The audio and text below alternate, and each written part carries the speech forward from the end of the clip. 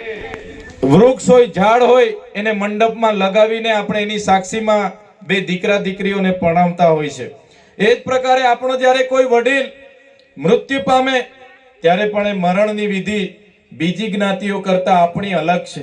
આપણે વડીલને, મૃત્યુ પામેલા વ્યક્તિને નવડાવી ધોવડાવી આપણા સમાજના રીત રિવાજ પ્રમાણે કપડાં પહેરાવી, ફેટો પહેરાવી એને આપણે આપણા ઘરમાં છેલ્લા દિવસે ખૂબ સારું એને ગમતું ભાવતું જમવાનું બનાવીને પણ છેલ્લા દિવસે બધા સગા સંબંધીઓ વારા પરથી જમાડે છે.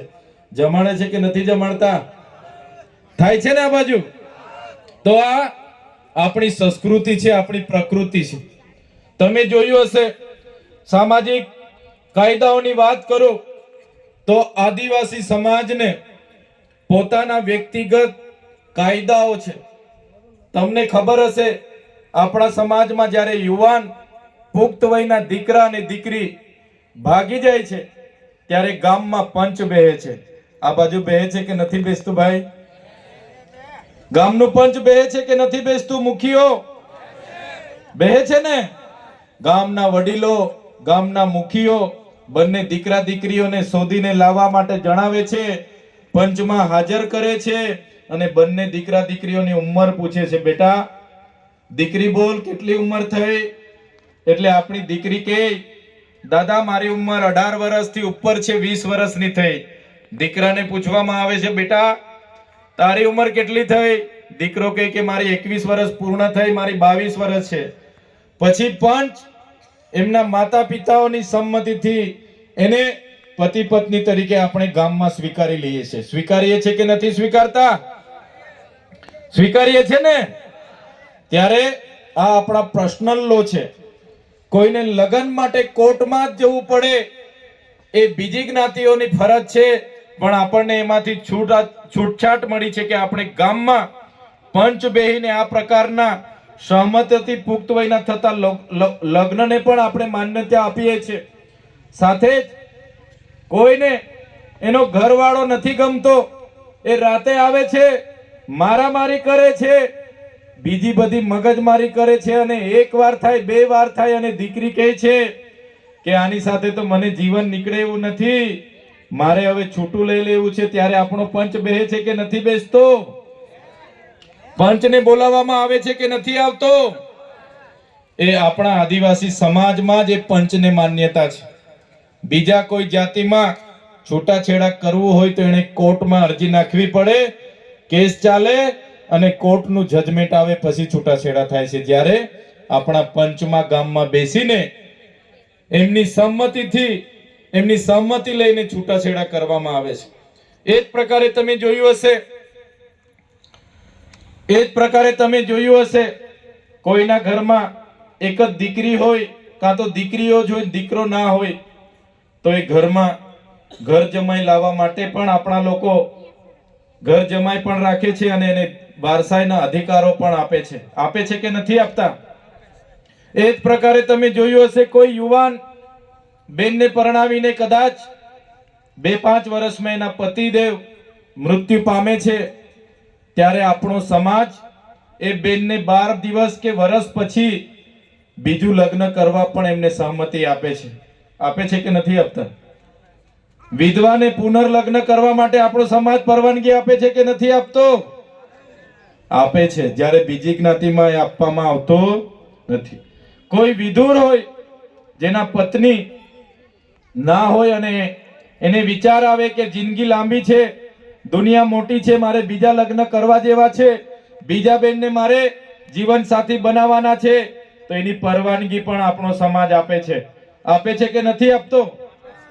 ત્યારે આ બધા લો, આ બધા કાયદા એ માત્ર ને માત્ર કોના છે?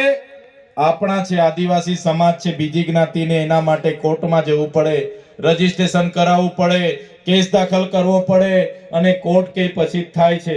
ત્યારે આ આપણો આદિવાસી સમાજ છે. આજે આદિવાસી સમાજમાં આપણે બેટી અને દીકરા અને દીકરી વચ્ચેનો ભેદભાવ આપણે રાખતા. આપણે ત્યાં દીકરો જન્મે કે દીકરી જન્મે આપણે હરખા જ ખુશી મનાવીએ છીએ, એમને આવકારીએ છીએ.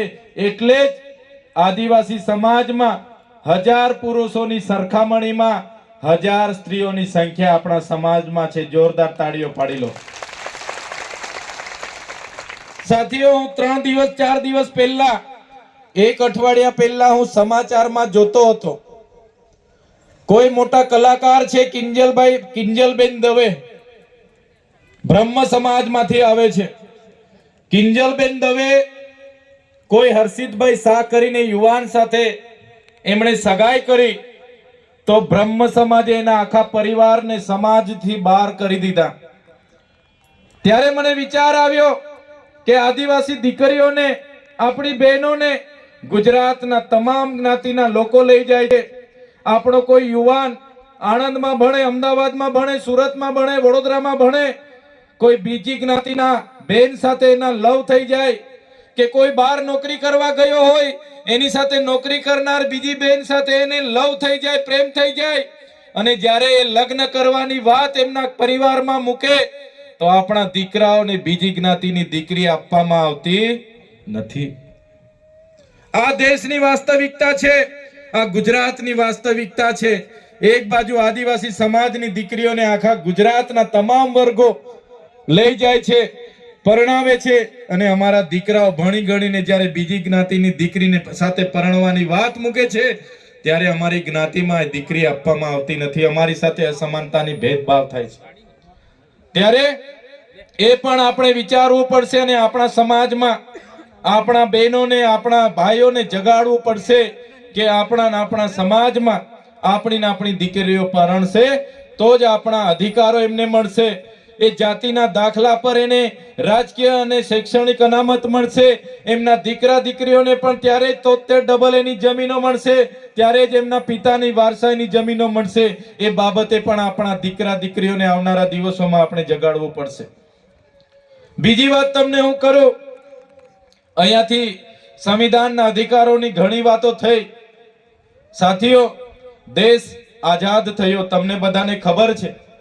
દેશની આઝાદીમાં આપણા રૂપસિંહ નાયક, જોરિયા પરમેશ્વર, આપણા રવજી, આપણા ભૈજી બારિયા, જે જ પ્રકારે બિરસા મુંડા, ખજિયા નાયક, તાટ્યા મામા, ગુરુ ગોવિંદજી જેવા આપણા પૂર્વજો ખૂબ લડ્યા. રૂપસિંહ નાયકની આગેવાનીમાં 30 વર્ષ સુધી અંગ્રેજો સામે સંઘર્ષ થયો. આ વિસ્તારના આદિવાસીઓએ અંગ્રેજોને તે વખતે પણ આપણા વિસ્તારમાં ઘૂસવા નહીં દીધા. આટલું બધું કરી